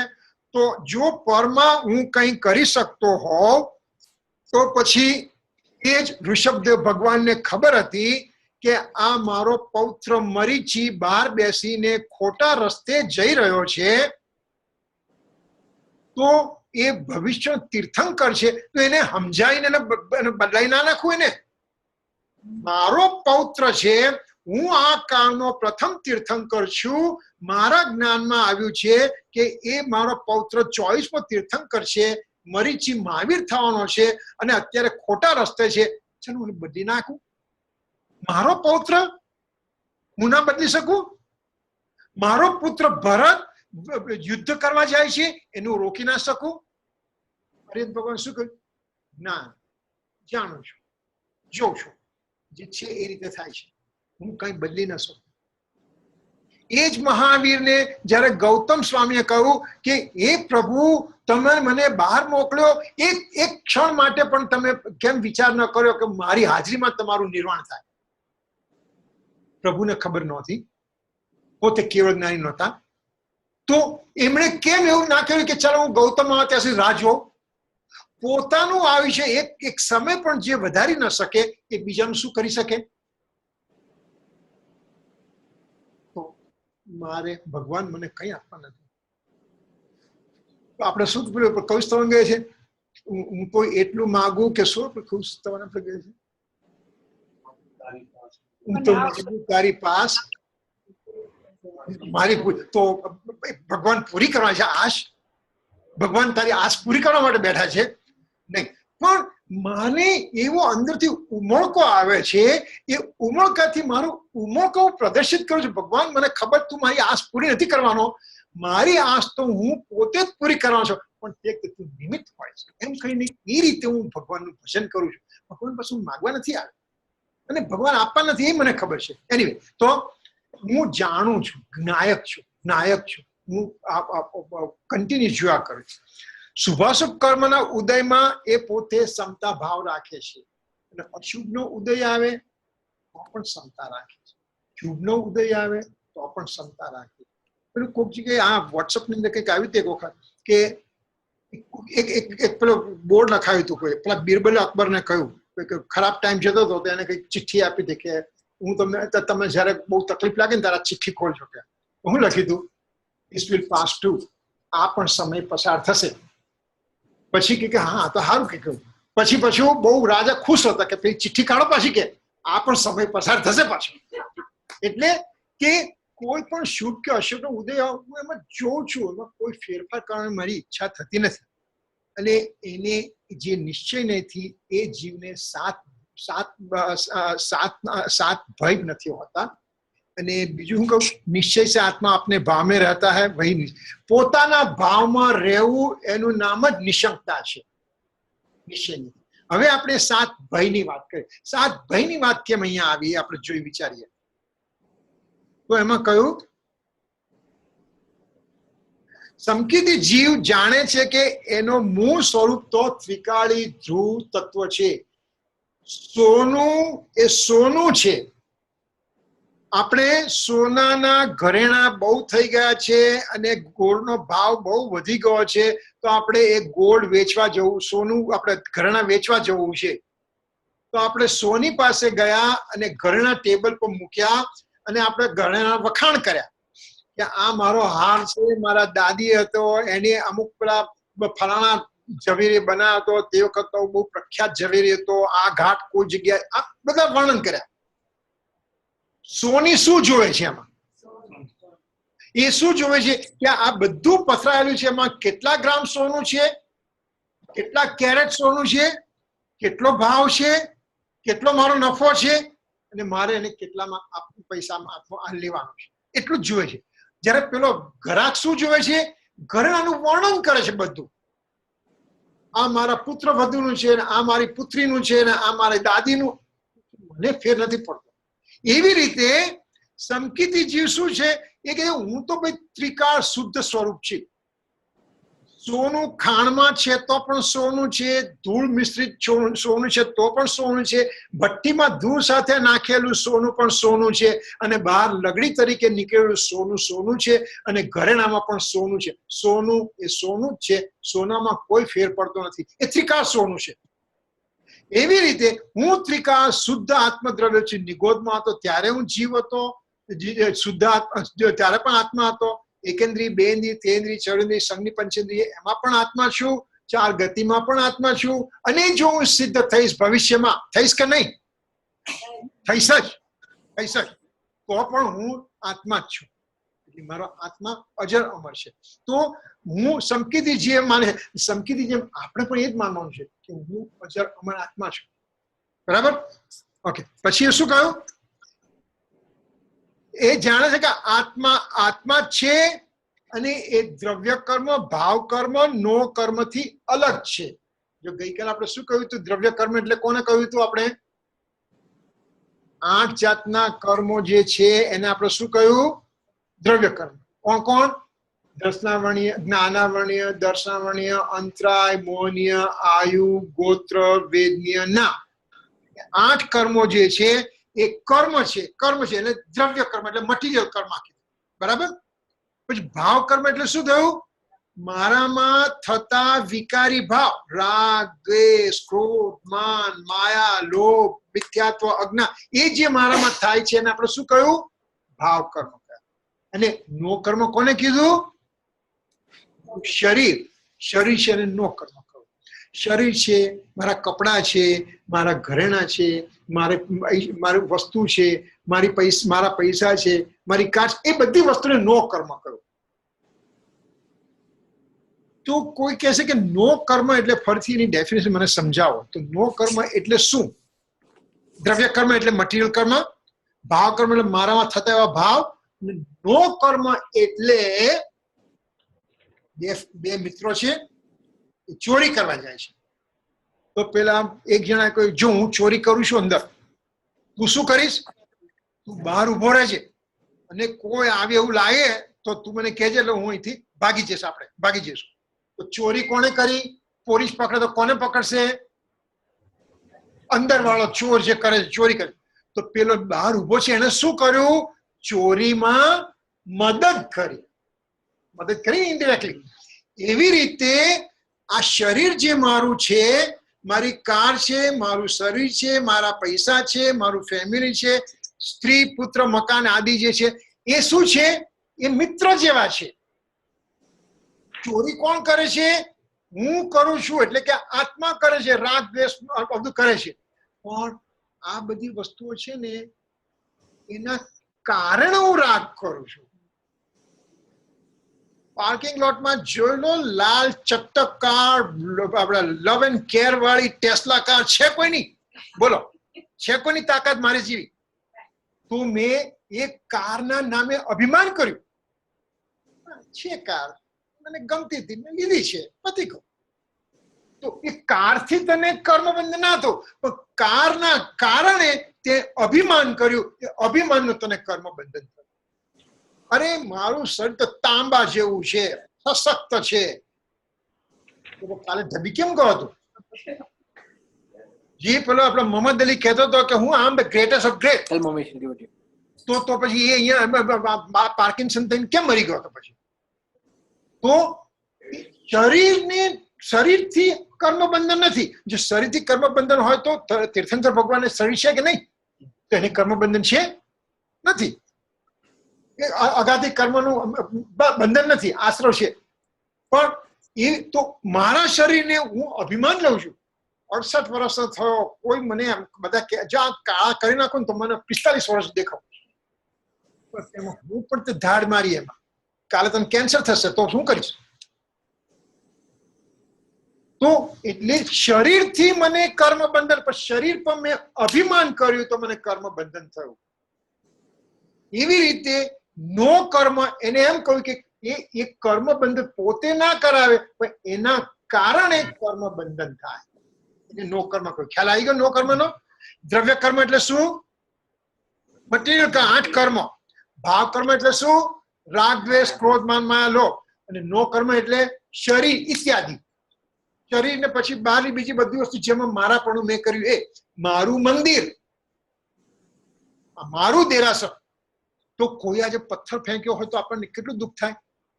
પણ જે બહાર પેલા બાજુમાં કોઈ રહે છે એને કઈ પડી નથી કે અહીંયા પથ્થર પડ્યો કે ના પડે, એને કશું છે નહીં. મારું દેરાસર છે તો મને એને દુઃખ થયું, પેલાને દુઃખ નથી થતું. એવી રીતે આ નો કર્મ જે છે એ નો કર્મને કારણે કર્મ બંધન થાય. નો કર્મ પોતે કર્મ બંધન ના કરે. બરાબર? બદ્ધ કર્મ નો, બદ્ધ નો કર્મ ને અબદ્ધ નો કર્મ પણ શબ્દ આવશે શાસ્ત્રમાં. શું આવશે? બદ્ધ નો કર્મ અને અબદ્ધ નો કર્મ. જો શબ્દની અંદર જ અર્થ આવી ગયો. બદ્ધ નો કર્મ એટલે શું? જે આત્માના એક ક્ષેત્ર વગાહે રહ્યું હોય અને જેને આપણે નો કર્મ કહેતા હોય. કોણ? મારા આત્માને એક ક્ષેત્રની અંદર કોણ રહ્યું છે? શરીર રહ્યું છે ને. તો શરીર અને આત્મા, અત્યારે આપણે બધી લાઈટો ચાલુ કરી દઈએ તો બધી લાઈટોનો પ્રકાશ આખા રૂમમાં રહે છે કે નહીં? અત્યારે એક જ લાઈટનો પ્રકાશ છે, તો આપણે 15 લાઈટ ચાલુ કરી તો 15 લાઈટનો પ્રકાશ એક જ રૂમમાં રહે છે કે નહીં? એવી રીતે આત્મા અને શરીર બંને એક જ ક્ષેત્રમાં રહે છે કે નહીં? જ્યાં મારી આંખ છે ત્યાં આત્મા છે, હાથ છે ત્યાં આત્મા છે, પગ છે ત્યાં આત્મા છે, પેટ છે ત્યાં આત્મા છે, જ્યાં જ્યાં શરીર છે ત્યાં ત્યાં આત્મા છે. એટલે બંને એકમેક સાથે ભળી ગયેલા છે એવું દેખાય છે સંયોગ. તો બદ્ધ નો કર્મ, નો કર્મ એટલે શરીર, અને બદ્ધ એટલે આત્માને એક પ્રદેશોની અંદર રહે એટલે એને બદ્ધ નો કર્મ કહ્યું. બદ્ધ, બંધાયેલું.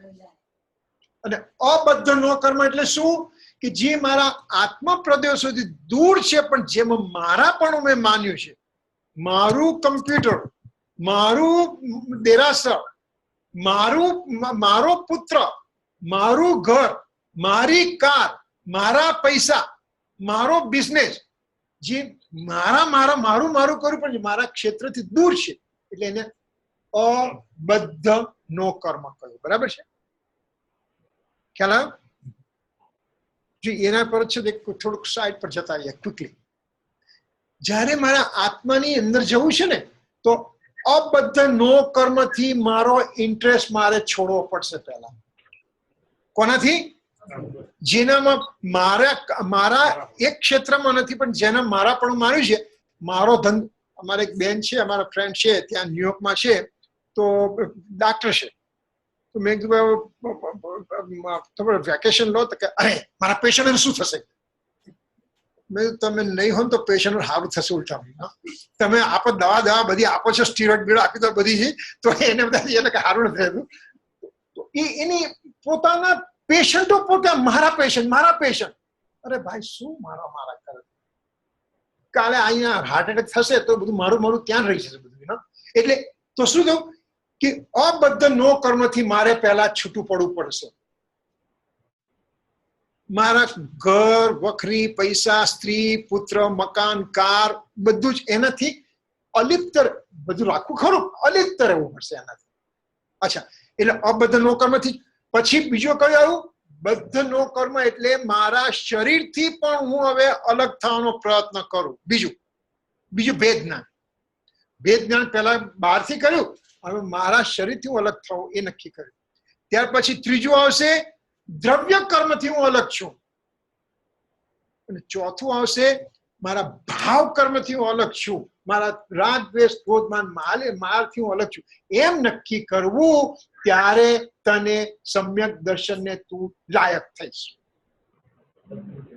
સમ્યક દર્શન લેવું છે તો આટલે મારા આટલા ચાર કિલ્લા પસાર કરીને અંદર આવવું પડશે. બરાબર? તો એને સમ્યક દર્શનની તૈયારી મારે કઈ રીતે કરવી? તો કીધું અબદ્ધ નો કર્મમાં તારો ઇન્ટરેસ્ટ ઓછો કર, બદ્ધ નો કર્મથી ઇન્ટરેસ્ટ ઓછો કર. દ્રવ્ય કર્મ તો પૂતગલ છે, એ તને કંઈ કરી શકવા નથી. તું કર્મથી મને થાય છે, કર્મથી થાય છે એ વાત તું છોડી દે. કેમ કર્મ મને હેરાન કરે કે નહીં બેન? કરે કે નહીં? હા, પડી ગયા એટલે તો ઠેકાણે બેઠા છે એટલે તો ધર્મ થાય છે. તો ખોટું તો સારું થયું.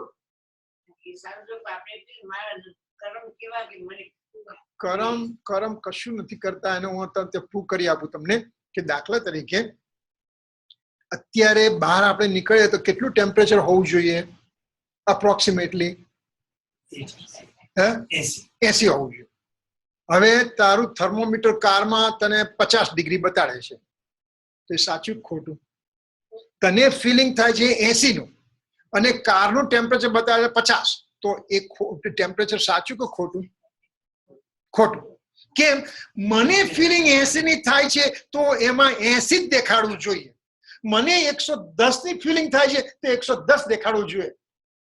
બરાબર? તો કર્મ છે ને થર્મોમીટર છે. તારી આંતરિક પરિસ્થિતિ જેવી છે એને એ ખાલી બતાડે છે કે તું અત્યારે રાગમાં છે, તો અહીંયા તને રાગરૂપી થર્મોમીટર કર્મ તને બતાડે છે કે રાગના કર્મ તારામાં ઉત્પન્ન થાય. તારી અંદર જ્ઞાનનો ક્ષોભ એટલો મંદ થઈ ગયો છે કે તને કશું જ યાદ નથી રહેતું. એક તો કશું યાદ નથી રહેતું, માંડ પ્રતિક્રમણ કર્યું ને એમાં પાછું આ 1.5 કલાકની અંદર આમાં ક્યાં ફસાઈ જઈએ છીએ આપણે. એના કરતા ઘરે બેસી રહ્યા તો આજે બધા કેવા આરામથી બધા બેઠા છે ઘરમાં, અને એના ત્યાંથી બધા તો જ્ઞાન મને ચડતું નથી. એવું જયારે અંદરની મારી દશા છે તો પેલો આમ કે છે, ભાઈ હું જ્ઞાનાવરણનો ઉદય તને બતાડું છું કે તારી અંદર દશા આ છે. કર્મ થર્મોમીટર મને કઈ કરી શકે? કર્મ મને ના કરે. કર્મ અંદરની દશા બતાડનારું એક યંત્ર છે, બસ. કર્મને કોઈ દોષ આપવાનો નથી, મારી આંતરિક દશાને દોષ આપવાનો છે. બરાબર છે? તો આંતરિક દશા તારી કઈ છે એના પર આધાર રહે છે. ચલો, કર્મનો ખરાબ ઉદય આવ્યો,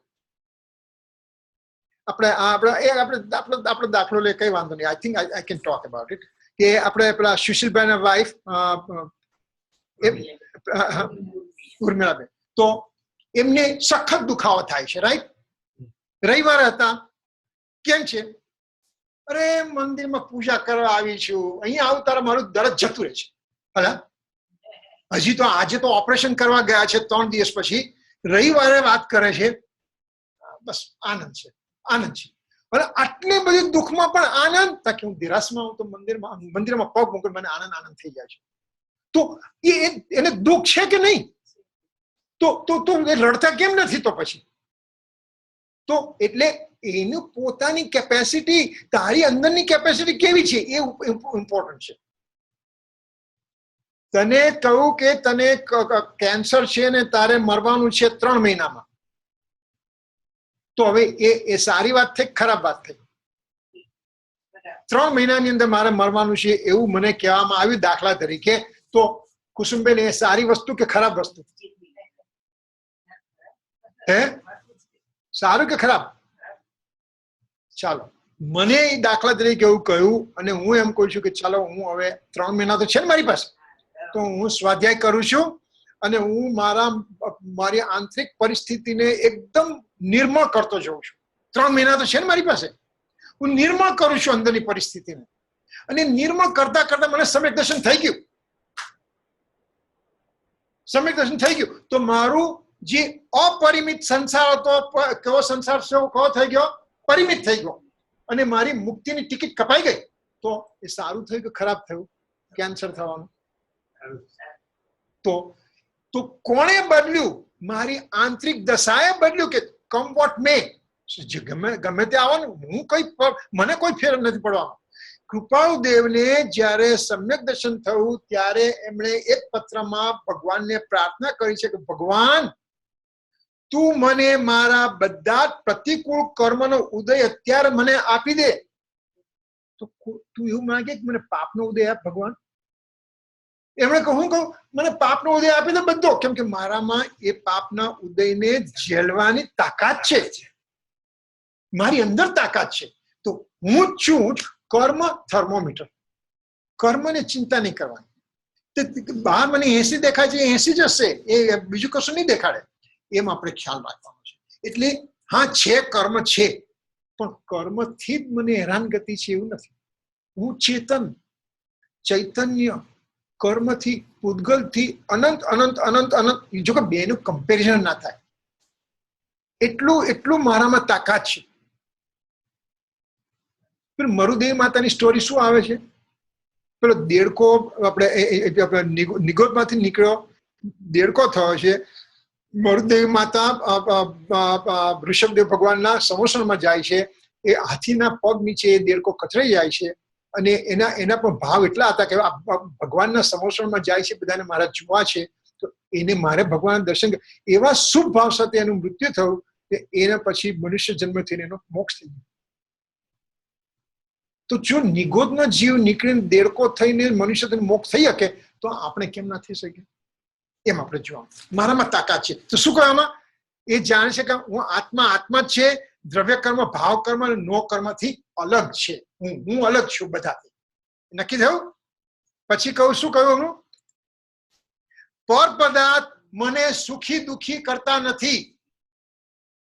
પર પદાર્થ મને સુખી દુખી કરતા નથી. કેમ?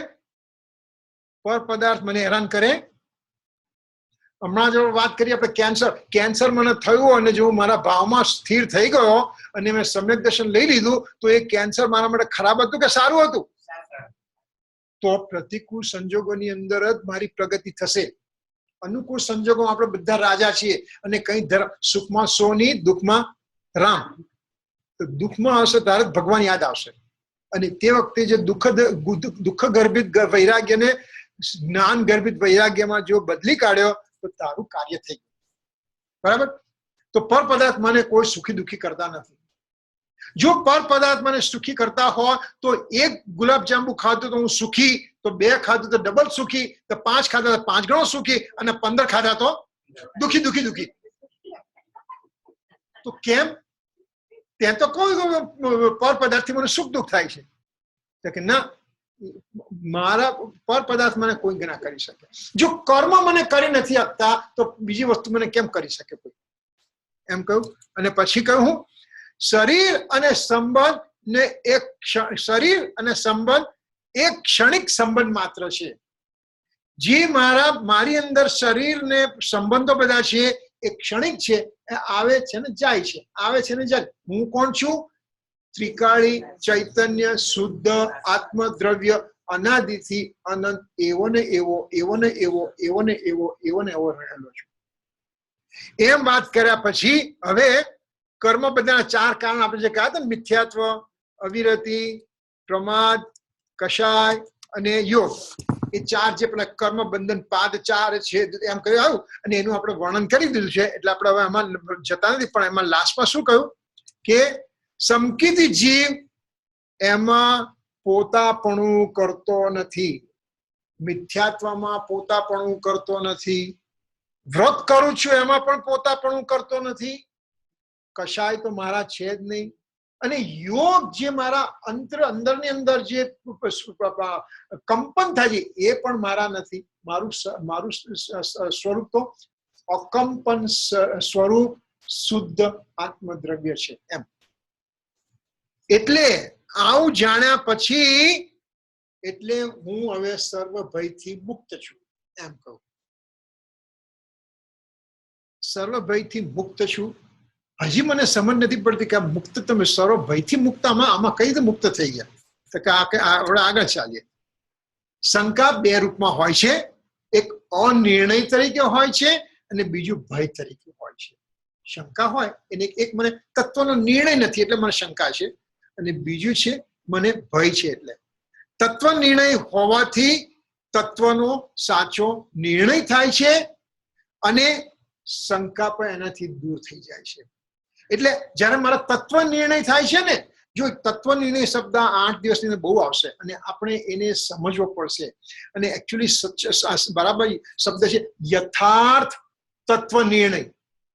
યથાર્થ તત્વ નિર્ણય એટલે શું?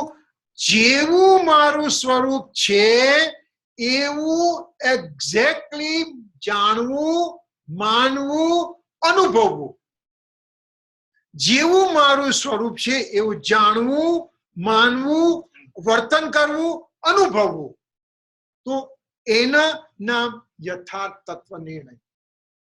હું કોણ છું, ક્યાંથી થયો, શું સ્વરૂપ છે મારું, ખરું કોના સંબંધે વળગણા રાખું કે પર્યું. હું કોણ છું, ક્યાંથી થયો, મારું સ્વરૂપ શું એ મારે સમજવું પડશે. જો તારે સમ્યક દર્શન લેવું છે, આ જિંદગીમાં લેવું છે, આ લાઈફમાં લેવું છે, તો તારે તત્વ નિર્ણય કરવો પડશે. તત્વ નિર્ણય માટે તારે પ્રશ્ન પૂછવા પડશે. તારા મનમાં પ્રશ્ન ઉઠવા પડશે.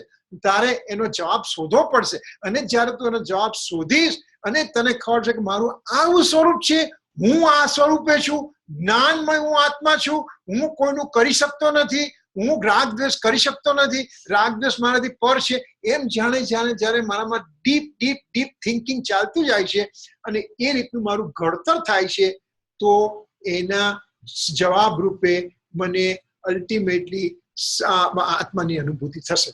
એટલા માટે 12 વ્રત કયા? 6 કયા? બાહ્ય વ્રત કયા? અને 6 અભ્યંતર વ્રત કયા? 6 અભ્યંતર વ્રતની અંદર 5મું વ્રત જે છે એને સ્વાધ્યાય કહ્યું. 12 વ્રત છે ને એમાં 11મું વ્રત સ્વાધ્યાય કહ્યું અને 12મા વ્રતમાં સમાધિ કહ્યું. 11મા વ્રતને સ્વાધ્યાય કહ્યું. સ્વાધ્યાય એટલે સ્વનું અધ્યયન, મારા આત્માની અનુભૂતિ, મારા આત્માનું સ્વરૂપ સમજવું, એમ સ્વાધ્યાય કહો. પછી તમે બધે સમૂહમાં બેસીને વિચારની આપલે કરો, એનો કઈ વાંધો, એને પણ સ્વાધ્યાય કહેવાય. પણ તારે જે તું વાંચ્યું છે, સમજ્યું છે, સાંભળ્યું છે, એને હવે વાગોળીને એ જ મારું સ્વરૂપ છે એમ નક્કી કરવું, એનામ સ્વાધ્યાય. એ 11મું તપ થયું. અને 11મા તપ થઈ કે 12મું તપ સમાધિ, એટલે આત્માની અનુભૂતિ. એટલે પ્રતિક્રમણ છેલ્લે શું બોલે આપણે? સ્વાધ્યાય એ પરમ તપ છે. પ્રવીણ પુરુષે જે બાહ્ય અભ્યંતર 12 વ્રત કયા છે તેમાં સ્વાધ્યાય સિવાય સ્વાધ્યાય જેવું તપ થયું નથી, થશે નથી અને થતું નથી. સ્વાધ્યાય તપ છે, પરમ તપ છે. એટલે એનો અર્થ કે આપણે બધી જ આ ખ્યાલ મારે રાખવો પડે. તો સ્વાધ્યાયનું આટલું ઇમ્પોર્ટન્સ છે. હા, સ્વાધ્યાય એટલે મારે સમજીને, વાંચીને, વિચારીને મારામાં જે કંઈક જે કન્ફ્યુઝન છે, જે મારા પ્રશ્ન, એને નિરાકરણ મારે કરવાનું. તો એ જોવાનું છે આપણે. બરાબર છે? હવે ટાઈમ થઈ ગયો, રાઈટ? મારે એક સ્લાઇડ પૂરી કરી નાખીએ પછી આપણે પતાવીએ. તો હવે સમકીથી જીવને ભય નથી. હજી પણ ભય, આપણે ભય બોલે પછી સપ્ત ભય શું છે તો આવી જ નથી. તો આપણે જલ્દી ક્વિકલી લઈ લઈએ છીએ, પછી કાલે લઈશું. આ પોતાનો ત્રિકાળી સ્વભાવ અનાદિ અનંત છે. તો આપણે કહ્યું કોઈ પરદ્રવ્ય સાથે એને કોઈ નાવા ધોવાના, નાવા નીચવાનો સંબંધ નથી. હવે તો સપ્ત ભય ફાઇનલી આવ્યા. સપ્ત ભય કોણ છે? ઈ શ્લોક, આ લોકનો ભય, આ લોકનો ભય. બીજું છે પરલોકનો ભય. મારો આવતો જન્મ ક્યાં થશે? અરે એને તું મુખ પડતો, તારા અત્યારે કામ પૂરું કરી લે તારું. ચાલો પછી આવશે મૃત્યુનો ભય. છે કે નહીં મને મૃત્યુનો ભય નથી? ચાલો સરસ, તો તમે આગળ સમ્યક દર્શન પાસે આવી ગયા. હવે તો પછી વેદનાનો ભય, એ છે કે નહીં વેદનાનો ભય? વેદનાનો ભય પણ નથી.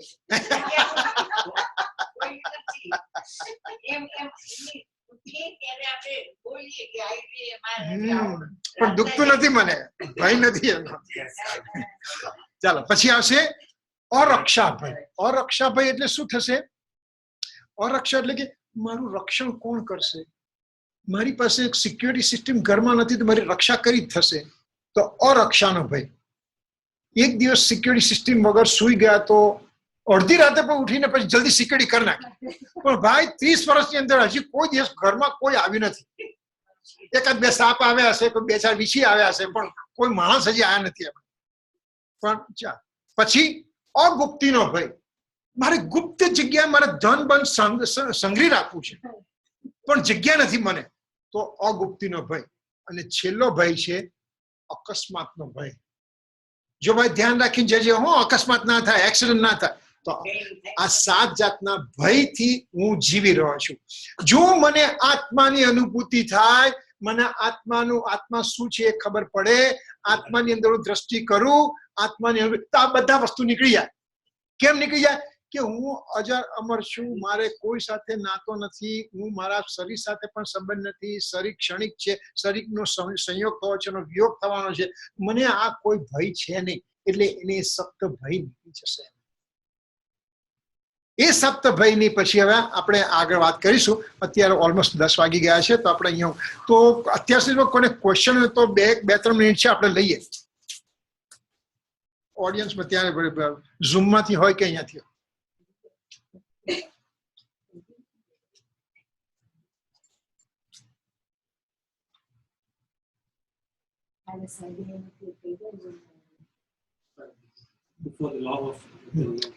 અને આપણે એક જનરલ એનાઉન્સમેન્ટ છે કે આવતીકાલે છે ને 14નું પ્રતિક્રમણ છે, અને બહુ મોટું પ્રતિક્રમણ છે, અને ટાઈમમાં it is not working out. તો આવતીકાલનો સ્વાધ્યાય રાખવામાં નથી આવ્યો, અને આપણે એનો ટાઈમ કોમ્પેન્સેટ કરીને પરમ દિવસે થોડોક વધારે ટાઈમ લઈ લઈશું. તો એટલું તમે સમજવા માટે, એટલા માટે મનીષભાઈ મને કહ્યું હતું કે તમારે કહેવાનું છે, ચિરાગે મનીષે કહ્યું હતું, એટલા માટે. તો if there is any question, આપણા આ સબ્જેક્ટ માટેનો કોઈ ક્વેશ્ચન હોય તો you can ask and we can just go for it, otherwise we'll be doing closing.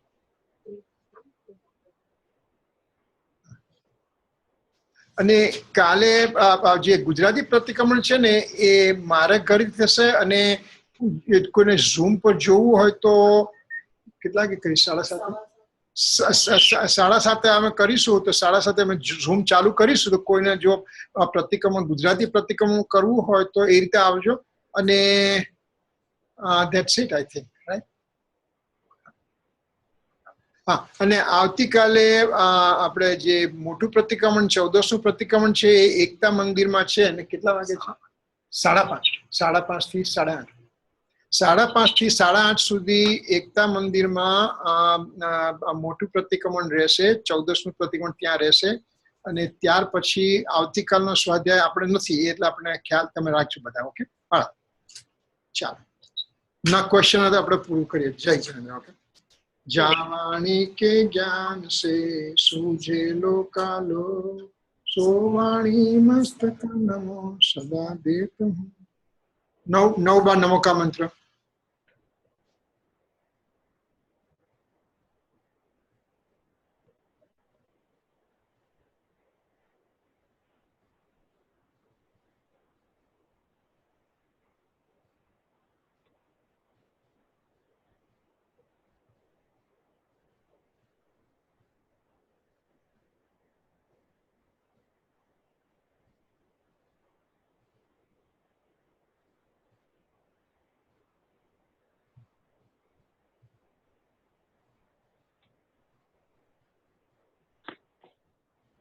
મત ખાવા છે તે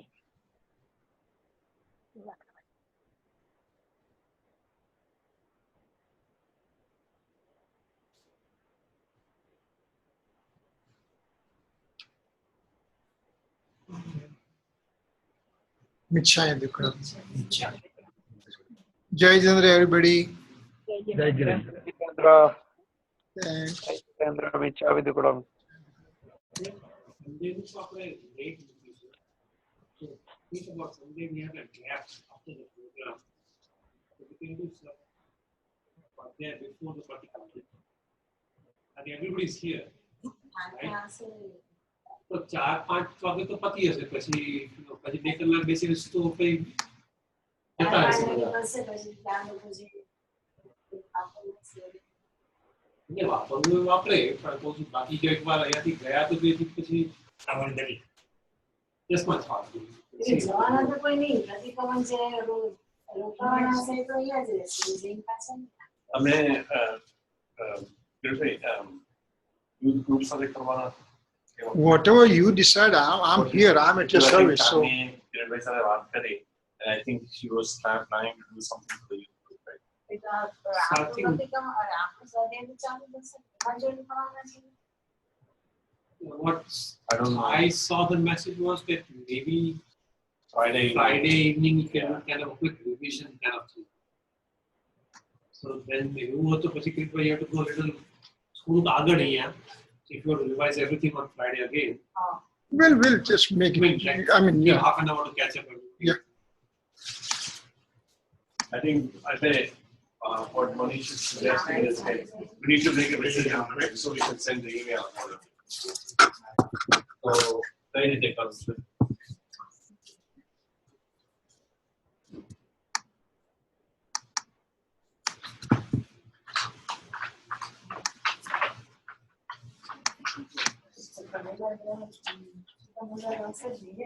જમવાવાળા કે વાપરવાળા બહુ બહુ ઓછા હશે એટલે કહું ને બધા આવે મોસ્ટલી બધા ઉપવાસ વાળા હશે બધા. હા અને એમ જ બેઠા છે બધા.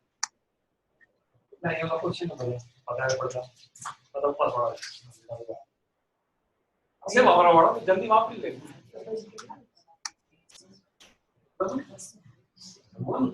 બપોરે lunch માં. સાંજની વાત છે.